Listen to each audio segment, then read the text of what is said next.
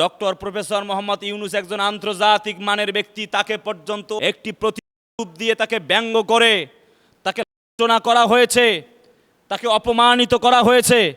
এখান থেকে শিক্ষা নেবার প্রয়োজন সেই সকল ভাইদেরকে যারা ইবতের প্রেম দেখিয়ে ক্ষমতায় আসতে চান, তাদের শিক্ষা নেবার প্রয়োজন। যারা ইবতের সাথে প্রেম করে শেখ হাসিনার মতো আবার ক্ষমতায় দীর্ঘস্থায়ী টিকে থাকার চেষ্টা করবে, তাদের অবস্থাও একদিন শেখ হাসিনার মতো হবে। কেউ তাদেরকে রক্ষা করতে পারবে না, তাদেরকে দিল্লির অভিমুখে পালাতে বাধ্য হতে হবে।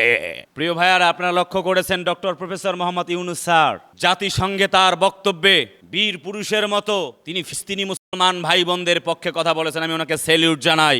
এর প্রতিবাদে দেখেছি তাকে ব্যঙ্গ করে তার ছবি আর্ট করেছে, সুরের রূপ দিয়েছে, একটি প্রতিমা রূপ দিয়েছে। অথচ আমরা দেখেছি কিছুদিন পূর্বে আমাদের প্রধান উপদেষ্টা মহোদয় ইলিশ পাঠিয়েছেন ভারতের মাটিতে।